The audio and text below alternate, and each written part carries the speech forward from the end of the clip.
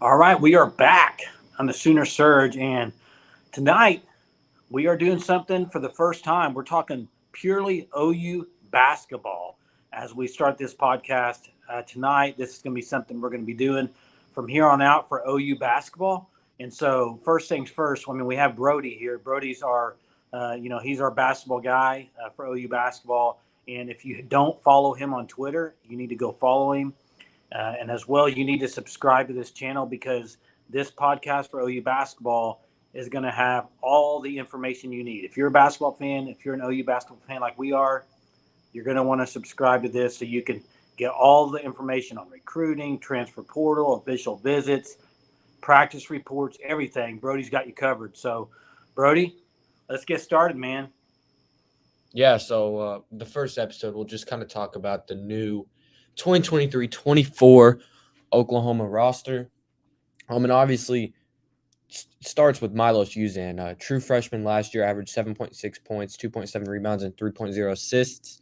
Shot 40% from three, but he didn't take too many threes. But, this was a guy who started a lot of games for the Sooners in his freshman season. He started 24 out of the 32 games and played the point guard in all of those games. So Yep. just for him to be able to get that much experience last year is going to be huge. He'll be the point guard again this year. That's not going to change no matter who they've brought in. Uzan's going to be the point guard. And I mean, Uzan has the potential to get drafted this year, be the first Sooner drafted since Austin Reeves. So again, like he is, I think everyone realized it last year that he has a ton of potential. Him for this team, he is him and Otega Owe, who we'll get into next. They're kind of the core for this team as far as young guys and returnees. Are you Um, saying are you saying that you think Uzan after this year may be gone? You think that's a high probability? It's a probability. I think my projection right now is that Uzan will test the draft waters in this offseason, but ultimately decide to come back, play here in the SEC, and then go get drafted. But he certainly has the tools to do it. I think he could easily get himself a second round draft grade, but I think then he'd decide to come back. But with Uzan, I mean, last year he was good shooting the ball. A lot of it was off the catch, so you'd like to kind of see him, um, you know, get it off the dribble a little bit more. Mm. But he will talk about him when we talk about practice and how things have gone there later on. We can talk more about using him, but he is one of the four or five returnees on this Oklahoma basketball team. The second being his fellow freshman, or now sophomore, Otega Owe. And Otega Owe, he really came on late in the year. Yep. Yep. Um, and he was a bright spot. I mean, he averaged 4.8 points, 2.1 rebounds, and zero point 0.2 assists. But started.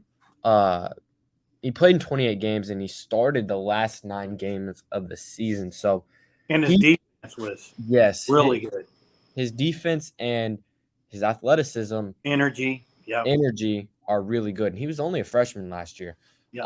But another thing that stands out with Owe is you know, I mentioned he started the last 9 games. In those games he starts, he actually averaged 8.4 points instead of 4.8 points. So he has a lot of potential, and I think a lot of Sooner fans know he needs to improve his jumper. Only shot 25% from three last year. His jumper, the tools with it, he just has a little bit of a hitch in it. And if he can just get that to be a little bit more smooth, his jumper will get a lot better. But you mentioned he only shot. I said he only shot 25%. He only attempted four threes, so it's Yeah. not like it was a crazy bad percentage. I mean, he had his career high night in Manhattan against number 11 K State. He scored 18 points. That was the second to last regular season game for the Sooners, and you see him put on a show like that. It's certainly very impressive, and to just bring him back and to bring Uzan back, who in that same game against Kansas State had 20 points, which was his career high. I think just kind of the way they played last year with more experience is very telling. And now you get them going into year two. They're going to be even better. Um, things are with Owe, like when he started to start games, the reason he started to do it is because just things were slowing down for him. He was able to just use his athleticism and use that to his advantage. His defense, his offense, he's really good slashing to the basket. So he's got a lot of potential, and his defense too. Like, just you cannot underestimate how important it is to have a dude like Otega Oweh, who, when you play a lot of these really good guards in the Big 12, like the Max Amoses at Texas, and you play the Tyler Perrys at Kansas State, the Baylor's got a great backcourt, Ray J. Dennis. When you play them, you can put Oweh on them, and you're gonna have confidence that he's 6'6" too, long arms. Well, He can guard he can guard pretty much one one through through probably 4. four. Yeah. Probably. Yeah, so that's an aspect that sticks out. And then those were two of Oklahoma's signees in the 2023 class, both top 100. The other one was Missouri Gatorade Player of the Year, Luke Norweather, who actually redshirted last year. And he's an interesting player because he has really good height at 6'11". That's what he's listed as. Um, he's very long, and so the Is he a red shirt. pick and pop type player? Yes, he's a pick and pop type player, and part of the reason he redshirted, Moser mentioned it. It's just as far as like moving laterally, he needed to improve on that. But with Norweather last year in a press conference before the end of the year, Moser hit on it, and he said that he was looking a lot better. So he's just got more athletic and all that. He can shoot the three really well, and he has good size. Off rip, it's not a comparison, but Kansas has a big name, Zach Clements, and I think that is the floor of what Norweather can be for the Sooners, is a Zach Clements where he can come in, give you solid minutes, and hit threes. I think that's probably the role he'll take this year, but yeah, he's one of the returnees. He didn't play a single game last year, redshirted, and another one of the returnees, Yaya Keita, didn't play a single game last year due to having to have shin surgery. And he has played at Missouri. He played in 21 games for Missouri and averaged 1.2 points, 6.8 minutes on average. But he 6'9", 240. He'll be a redshirt sophomore. He's another big that's just kind of interesting. You don't know. He's a wild card. You don't know what you're going to get with Yaya Keita. But he's had a year in the system, even though he was hurt, couldn't really play. He learned, and the thing that's interesting, a lot of people thought he was going to be the backup big man last year, but he didn't go to the foreign tour because he didn't get on campus till July. Then he struggled with injury from July to around October. And then when he finally gets healthy, he goes back down. So if he can stay healthy, maybe he can be another piece for the Sooners. And then, as I mentioned, Sam Godwin is back this year, who Pivotal role last year. Pivotal role as walk-ons. Was he a surprise to you last year? Because he was certainly a surprise. He was probably the biggest surprise on the team to me, because I knew Uzan just from watching him in high school. He was going to be a good player as a freshman, but Godwin totally shocked me to be not even on scholarship and play the way he did. But back to Keita for a second. The guy that transferred from OU after Lons last year and went to Marquette, what was Kirk Waith. Are they similar players? No. Keita is not as athletic as Kirk Waith, and he's not as tall. He's also not as long. Again, I really don't know. I mean, he might be very athletic. That's the thing. We haven't seen anything with Keita, and same with Norweather too. But with Godwin, he 4.9 points, 3.3 rebounds last year, 66% shooting from the field, which is good. He was the backup big man, and I at times against certain matchups, he gave Oklahoma the best look last year as a walk-on. But then there was also times where obviously he was mismatched, and that's to be expected, So so we'll get into it. But I mean, to me, when you have Luke Norweather, who's 6'11", my hope is that when we'll get into John Hughley that edition. My hope is that when Hughley's out of the game, rest, foul trouble, whatever it may be, my hope is that Luke Norweather or Yaya Keita, preferably Luke Norweather because he's 6'11", can give a different look in those games where Sam Godwin is not having a good matchup. There's games where Godwin would just make really good plays in the pick and roll and make really good plays down on the block. But those three bigs returning, those are the 5 players returning again. Milos Uzan, Otega Oweh, Luke Norweather, Yaya Keita, and Sam Godwin. 3 of those guys played last year, 2 didn't. And then getting into signees. What? Well, I was just going to say, kind of, you mentioned those 5. Yeah. so kind of, I mean, today's July 12th. Long way to go before the season starts. But if you had to pick right now starting five for OU men's basketball next season, who would you pick? And we haven't got to the roster yet. That's a good question. Should we hit that after we get to the Yeah, additions? maybe let's wait till you go through the rest of the additions. Okay, so basically we got through 5 players there, and only 2-3 that were really contributors last year. So let's move on to the additions. Yeah, let's get to it. I'll start with the first. We'll start with the transfer portal, and then we'll get into his impressive signing class. But Javion McCollum, this is someone who averaged 15.9 points, 3.9 assists, 2.1 rebounds, and shot 43% from the field, 35% from 3-point range for Siena last year in the sophomore season. He started 25 out of 27 games for Siena. He was also battling an injury, I'm told, all of last year. But I mean, he's just an incredibly exciting player, very shifty, a high-level scorer, a good passer, can shoot off catch off dribble, 3-level scorer, can beat you at the rim, mid-range, behind the arc. He does need to cut down on turnovers, but he's really good in the pick and roll situation. He's just one of those dynamic guards that you kind of have to have in the Big 12. And this is a guy who he can go out there, he'll give you 30 at one point, and he's, very athletic and an exciting player. And there's, guys who scout NBA very, very high on Javion McCollum. At the time that the Sooners landed McCollum, he was the number 10 player in the transfer portal. So he is a very good addition. He, playing in the Big 12, everyone knows it's the toughest conference. It's only getting tougher. McCollum is what you need in the Big 12. You need someone who can be a very exciting player. And, also with McCollum, he's consistent. And that's one thing that Oklahoma's guards, and not necessarily Milos Uzan, he was pretty consistent last year. But, McCollum was very consistent. And Oklahoma played in the ESPN Events Invitational, which they won. They beat Ole Miss. Oklahoma did. Siena lost to Ole Miss the game before that, and McCollum had 24 points on 50% shooting from 3 and 8 assists. So he has a lot of games where he'll go out there and get you 30. He did it against Manhattan in their second to last game of the year, 30 points. Finished the season with 30, 22, and 24. That's very impressive. So he is a big addition, but in my mind, he's not the biggest addition for this team. The biggest addition, in my opinion, is John Hughley. And if you ask me who's the X factor on this team, in my opinion, it's John Hughley. And Hughley, it's interesting because he didn't really play last year. He played in 8 games, and then he stepped away from the program to focus on his mental health.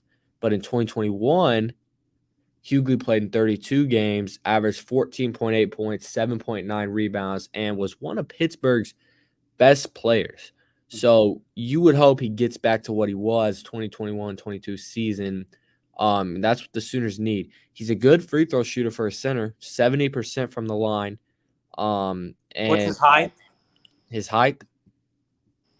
I believe he's 6'9", 265 is what he weighs. So not the tallest center. He's not the tallest center, but is he a back to the basket guy? He's pretty good back to the basket. Yeah, he's good back to the basket, but this is also a guy you can stick at the top of the key and can facilitate, play him at the elbow. He can kind of do it all. His 3-point shot, the percentage is not great. I think it was it was great, 50%, but he didn't shoot many threes. I think he shot in the single digits. I watched a little bit of his highlights, and just a comparison. Now obviously not the same player, but the way he plays, his style, kind of reminds me a little bit of Jalen Williams from Arkansas. A little bit. He's a little bit more. Yeah, he has that aspect in him. He's also a little bit more. And Jay Will's loud, but Hughley, his game it pops a little bit more offensively, and he just makes a lot of plays that are. I mean, I'm talking about 2021. He just made a lot of plays that are really good, and he's very physical, which is exactly what Oklahoma needs. Comparison, Hughley in 2021 got to the line 221 times, and Oklahoma's bigs last year between Tanner Gross, Jalen Hill, and Sam Godwin only combined for 229 attempts from the foul line. So, foul trouble was a big issue for Oklahoma this past season. And they were already very thin at big, so it wasn't good. But Hughley, he only reached 4 fouls 8 times and never got above that Yeah. in that whole season. So he's very That's a solid. huge get too, because we all know Yeah. transfer portal. He was, also considering West Virginia Uh-huh. and playing in Pittsburgh. That was very close to West Virginia, so big get. I mean, that's McCollum. You got Hoogley. Go on with some others there for us. Yeah, next one is Rivaldo Soares, and this is a interesting one because Armand Gates got hired as the assistant, and he was a coach at Oregon. Then you get Rivaldo Soares, a very experienced player who last year in his senior season started 33 games for Oregon, averaged 17.2 points, 3.6 rebounds, and 1.8 assists. He shot 38.1% from the field and 25% from behind the arc. But he played 27.9 minutes per game for Oregon. Freshman and sophomore season, he played at South Plains Junior College. He was the Junior College Player of the Year. And last year in the NIT, he totaled a career high 21 points and 10 rebounds for Oregon. But as far as the type of player as he is, I mean, he's a playmaking wing, not necessarily a scoring wing, but he'll play make for you. He'll facilitate. He will shoot off the catch. He will knock him down, but he's not going to make too many shots off the dribble. Maybe he can change that, but you can also put him at the high post. He is, almost like a Swiss Army knife for this team. He's very versatile, 6'6", Slasher. slasher, yes, and defender. I'm going to throw a name out there. It's earlier than you were even around, but for OU fans, I would probably consider, if anybody remembers, Darian Selby. Very similar, I think, type player. Very good slasher, athletic, can pass, can facilitate, can make plays when he's in there, basically. Yeah, he's just going to be one of those guys that you trust to put in the game, Mm-hmm. and you can use him. I'm excited to see how Moser uses him. But that's a good addition for this team. He'll be very solid. And then another one, and I think one of the most underrated additions on this team, Latrey Darthard from Utah Valley. All right, 13.8 points, 3.5 rebounds last year, 42% from the field and 35% from behind the arc. He started in all 37 of their games. And against Southern Utah, he had a career-high 31 points, so he can fill it up. And in that game that he scored 31, 16 out of his 31 points came from the free throw line. He was all WAC first team last year and WAC all defensive team. He's 6'4" and 180 pounds. He's going to be, the type of guy where you can bring him off the bench, which is I'd imagine where that'd be. You can bring him off the bench and he's going to be an energy guy, not just on defense, but offense too. He wasn't too good shooting off the dribble, but he's a good passer, gets to the line and can shoot off the catch and is a great defender, which that's the most important thing. He's another experienced guy. So he's senior. So just having him, it's just another guard. That's what they need. They needed that guard off the bench, losing Bijan Cortez. He's going to be the backup point guard, or however you want to look at it, with three guys who can play point guard. He'll be one of those three, and he's going to play a lot of minutes for the Sooners this year. And then where it gets really interesting is their fifth and final transfer portal edition so far, Jalen Moore. And, at Georgia Tech, played in 32 games, started 15. That was his sophomore year last year. He averaged 7.6 points, 4.7 rebounds, shot 43.1% from the field. He's a very interesting player. He's a slashing wing, very good around the rim, excellent rebounder, good shot blocker, good defender. He only shot 11% from downtown, didn't take many threes, but the form is there. And we're going to talk about practice. Yeah, we'll get to the practice report here in a bit. We'll get to that. Got some things on him. There's a lot to say about Jalen Moore. In fact, I'll just save it for the next two things we're going to talk about. But nonetheless, a lot of potential there. And then Caden Cooper and Jacob Cole. Yep, the new guys. Those are both top 100. Yeah. I mean, can't go wrong there. Or not. Jacob Cole is a he won the Geico National Championship last year at Link Academy. Yeah, and Caden Cooper was rated 62. He, from Georgia, but he's actually from Oklahoma. He would have been the best player in Oklahoma at Oklahoma or in the state of Oklahoma. He's very athletic and 6'5", 180. I think he's actually 6'6", but he is the type of guy where I don't know if any of y'all saw the most recent video that Oklahoma basketball posted, but that dude went up for a dunk and he almost hit his head on the rim. So he is a type of athleticism where he's going to play. I mean, he's gonna be on the court game 1 against Central Michigan. He will be playing. Jacob Cole, I feel like a lot of people are they're kind of a little bit too low. They're sleeping on him a little bit. Jacob Cole, he's a lefty. Moser went out and got him very soon. He's from Bellevue, Texas, but he transferred to Link. Jacob Cole, lefty, he can knock down the three really well. Needs to get a little bit more consistent, but he can fill it up from there. He's more of a power forward, can play the three. And then Caden Cooper, he's a 2 and a 3. So those and Cole's athletic too. I think Cole has a lot of potential. He'll be really good. I don't know how much he'll do this season, but he'll be really good in time for the Sooners. But just 2 athletic, good additions, very solid players who can contribute this year if need be. So there you pretty much have the roster, OU fans. And so we're going to move on here. But before we do, please hit the subscribe button. You're going to want to know when we release these videos. And also in the comments, we've got a few names where we're hashing out for this podcast for OU men's basketball. But if you got a good name for us, drop it in the comments. We'll review them and kind of see where we're going to go with this. But as we move on, Brody, like I said earlier, it's July 12th. Got a few months away before we get into really talking basketball. But if you were to pick your starting 5 right now, out of those guys we mentioned, who are you going with? Starting 5. 1 through 3, I'll go Milo Suzan, JV McCollum, and Otego Away. The 5, I'll go John Hughley. And at the 4, I asked me this a month ago, and I'm going Rivaldo Swords because it's a safe pick. But I think Jalen Moore is going to start at the 4. Wow.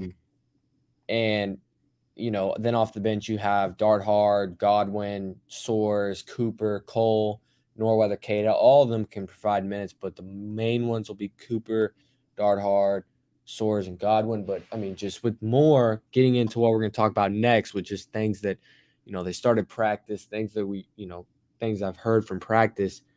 Jalen Moore is one of those guys that wows you, and he's been one of the, if not the most impressive player on this team, not just on the court, but in the weight room as well. Do you think it's a thing where they got him as a transfer and they're now seeing that, wow, he's better than I thought he was? Is it one of those type deals? They knew he had potential. His jumper, and that's where I think he's incredibly athletic, very good on defense. Because think about it, if you're gonna start Owe and Moore, that's 2 athletic, long dudes who can Moore can guard the 2, 3, 4.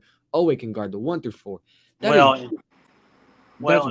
We had many arguments last year after games and just hashing things out after games, and always the same issue was not athletic enough, and they had defensive liabilities. And really, this is Moser's 3rd year, and I would say he's yet to really have a defensive team that he can put out on the floor that's athletic enough to do his defense and play defense the way he likes to. Would you agree?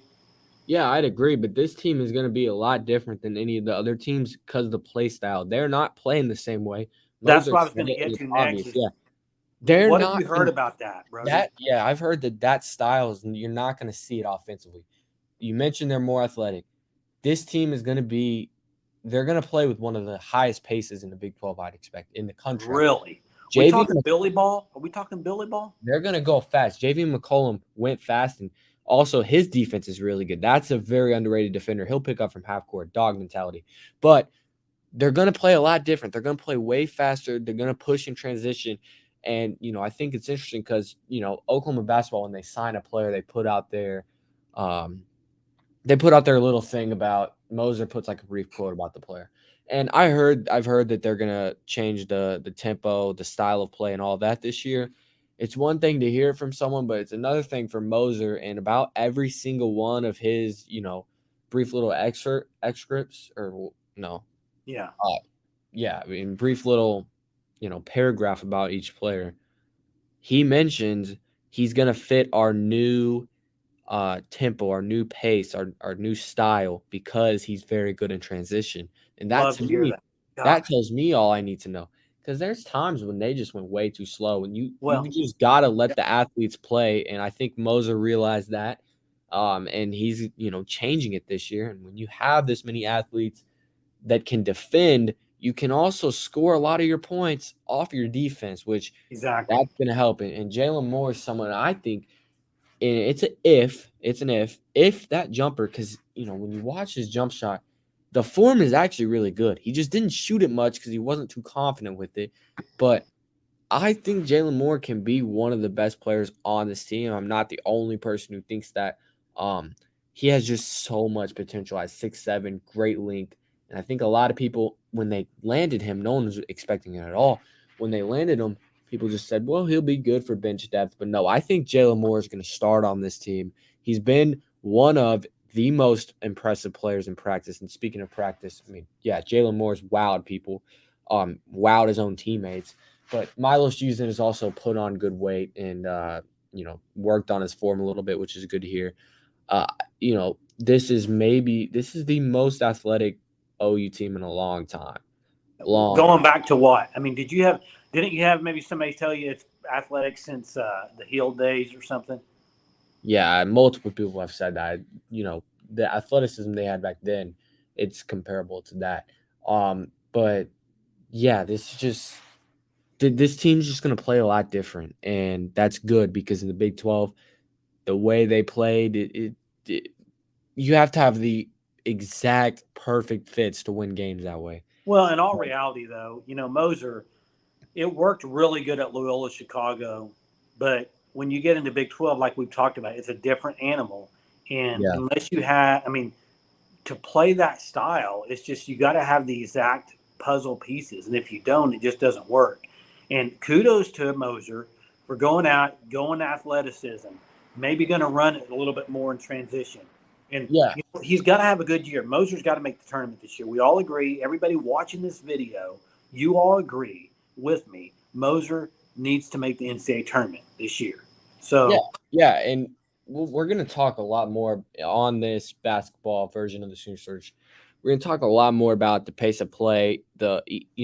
I'm very fascinated to see how they're going to use Jalen Moore, because if he changes the offense, maybe you won't see a Jalen Hill role, but maybe you'll see something comparable to that, because their numbers, more sophomore numbers than Hill's, they're very comparable. But yeah, I think we've spent 30 minutes talking about the roster. Now we can kind of move into and one more thing about practice. I've heard that all four bigs have looked good and have fit the scheme so far of how they're going to use their bigs, which is good to hear. Luke Norweather, there's always kind of been a buzz around his name, but I just kind of would like to see it first before I, buy into all that.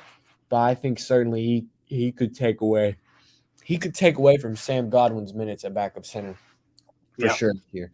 But getting into recruiting, this was the single busiest week it'll be for Porter Moser until next year at this exact time. So those of you that know a lot about you know AAU basketball, Peach Jam is the biggest mm-hmm. summer basketball event, and that's EYBL. And then Adidas 3SSB had their championships also. So Moser was out to watch several targets. On Friday, he was he was at the 3SSB championships. He watched Micah Robinson and Nick Cody, and then he went to watch Robert Miller as well. Um, those are all top 100 players. And then he went on Saturday, the next day, to North Augusta in Georgia. He was in South Carolina on Friday. North Augusta in Georgia on Saturday.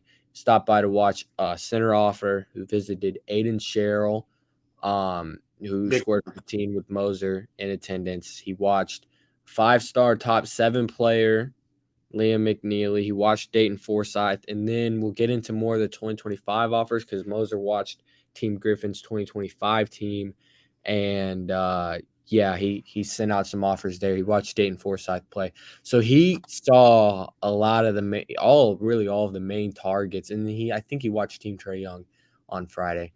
We'll have to ask about that, but Yeah, and as far as those guys, with Liam McNeely, that's a top 7 player in the class. Texas is by far the leader there. Indiana's in there because they have an OV, but Texas, their staff is gaining confidence, I'm told. But McNeely loves Porter. Porter's been on him since 8th grade. I just, I'm not going to put anything into that until Oklahoma gets an OV. But Oklahoma did get an OV from Aiden Sherrill back in May, and he was one of the most impressive players at Peach Jam. He's 7 foot, but plays kind of like he's guard. Like, you've seen the modern day big man has changed a lot, and Cheryl is kind of that. That's what he is. He was very impressive. A lot of the national guys will tell you that he was, one of the best players at Peach Jam, and he averaged a good stat line. His stat line at Peach Jam, they made the championship. He averaged 14.5 points, 5.7 rebounds, and 1 steal per game on 62% shooting from the field. And he helped them make the championship game. He visited Oklahoma on May 4th. He took a visit to Ohio State, and he'll visit Alabama and Michigan State. So the 5 teams for Aiden Sherrill right now are, and I'm the first one will be in order. The first one is going to be Alabama. They're the clear favorite with Aiden Sherrill. Everyone else has to kind of catch up there. But then you got Michigan State and Oklahoma, who are right behind. UNLV is making a push. He's from Las Vegas, or from that area. And then there's Ohio State. So just very, Oklahoma's in there, but they're good. They got some work to do there. But with Dayton Forsyth, he just got a Villanova offer, so that makes things a little interesting. And he's going to get some others too. He'll get more. Yeah, he's someone who's very underrated. Number 1 player in the state of Oklahoma per 247. And he visited the Sooners this summer. That visit went really well. Both his parents went to Oklahoma. He's from Oklahoma, from Dale. He was very impressive at Peach Jam. 14.7 points, 2.8 assists, 4.1 rebounds on 42% shooting from the field, 37.8% shooting from behind the arc. Yes. And then the impressive finish, Moser, like I said, watched him. And in the game, Moser watched 28 points, 11 rebounds, 4 assists, and 2 steals. This is someone who's very underrated. He has good height, but I think he's 6'3".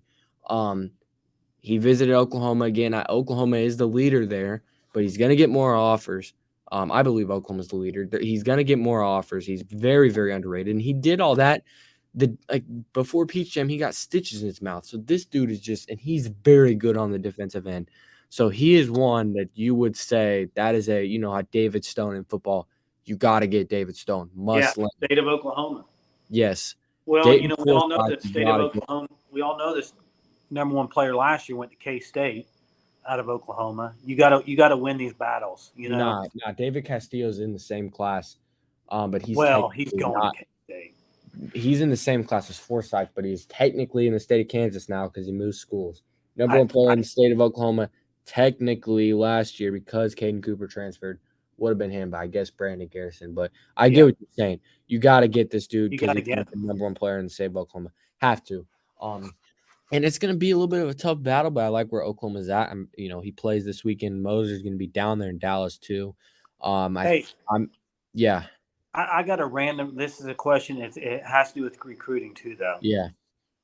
We all know, and as we cover football too, that the move to the SEC in football is just massive for OU. Mm-hmm. But we all know how great Big 12 basketball is, and even better, even when you got Houston and these other teams coming in. So does the move to the SEC in basketball, what effect does it have in basketball, in your opinion? I'd say it probably has a positive effect. And I see what you're talking about the Big 12, but the SEC, I mean, it's a good conference too. Against Kentucky. I agree. SEC and the Big 12 are the top 2 conferences, and just the SEC has the name too. So the SEC and Big 12, I don't think there's much of a difference. If anything, I mean, Oklahoma can say right now, hey, we're going to go to the SEC, and we're going to take a jump next year. That's one year we really want to take a jump. So, yeah, Forsyth Sherrill. Very impressive. And then some news about some guys setting up official visits. Yep. Micah Robinson and Robert Miller. Micah Robinson can't. He told me that he's going to get his visits locked in and set up um at the end of the summer. So then you'll get an official date. That's the same with most of these guys. He's setting up a visit to Oklahoma, I've heard. So that's one. Robert Miller is another top 40. He's a top 40 power forward. He has visited LSU and Colorado. LSU is going to be really hard to beat. He's got ties from there. But he is setting up a visit to Oklahoma. So those are two top players that are one. Nick Cody, I don't know too. Yeah, I haven't heard too much about that, but him and Michael Robinson do go on a lot of visits, and Moser was just in to watch him. And then Dylan Batee, um, he'll take a visit to Oklahoma. He told me he hasn't. That's not official yet. But he's gonna take a visit. So that's very interesting. That's a very interesting one. He's a 6'9" wing. He's still getting really better. Team Trae Young. And then his teammate Bo Aldridge, he told me that he's going to get his visits locked in after summer ball is over, which their last weekend is this weekend. So we'll know more about that very soon. But I do think Oklahoma is, pushing there. It's very under the radar, and I think they probably will get a. I have a hunch that they're going to get an OV from him, but I will be able to update on that situation more. And then, there's a lot of guys who they could get OVs from, but those are the main ones. Not really a lot of guys who they could. More so, there's a lot of guys who maybe you land an OV, like a Liam McNeely, which that would be huge, but I don't really see that happening too much. Even though he does love Porter, I still won't put too much stock into it. And then 2025, I mentioned Moser watched Team Griffin in 2025 at Peach Jam, and he sent out 2 offers on that team, and he's been in contact with multiple people on that team. I've been told he offered Jalen Dean Vines, and Jalen Dean Vines, that offer was actually his first Power 5 offer. His only other offer was, I think, UT Arlington. But he, very talented player. Jalen Dean Vines, 6'4" combo guard. I don't know if any of y'all remember Trey Slate from back in the Buddy Hield years. He was a walk-on. He's their coach. And Jalen Dean Vines is a really good defender, which I think caught Porter's eye. But he also shot over 40% on 100 attempts from 3. That's good.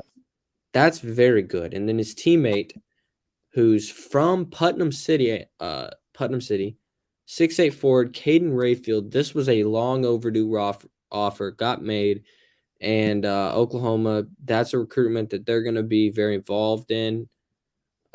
He's very talented, 2025. He's kind of like he can shoot the 3, he can do it all. He really impressed in Peach Jam, nationally too. So he's going to be, wing forward, shooting it well from 3. He'll be very good. That's a good offer. They sent out a lot of 2025. Patton Peakins was one who averaged 17 in Peach Jam. They're in contact with Cortland Muldrew from that same Team Griffin team. CJ Nixon, maybe he eventually gets an offer from Oklahoma. He's been, earning some. And then, they kept sending him out. They sent one out to Terry Burgess from, from Arkansas. He's going to go to Arkansas. I'm very confident about that. So I wouldn't really read anything into that offer. But yeah, the main offer sent out was Caden Rayfield, Jalen Dean Vines, and then Patton Pinkins. And those are all very solid players. And then they offered 2025 6'4" shooting guard Jalen Holland from Los Lunas, New Mexico. So just some new offers coming in, basketball-wise. And then obviously the visits. Yep. One, Dylan Batee is going to take a visit to Oklahoma. Michael Robertson and Robert Miller are working on that and should have that finalized. So, yeah, I mean, good recruiting news for Moser. There you have it, guys. I mean, a lot of information there, a lot of recruiting information, a lot of roster turnover. But once again, that gives you kind of a rundown of the team going into this year and also who they're looking at for 25.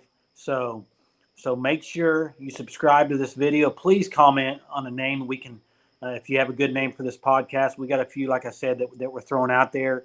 But you're going to want to stay tuned and listen to this podcast, especially Yo-Yo basketball fans. I know, the OU basketball fans, we are due a great season, right, Brody? I mean, it's been Yeah. a few years, that we've been in the tournament. So I feel like this could be a good year for OU basketball. So please subscribe to the videos, subscribe to the channel.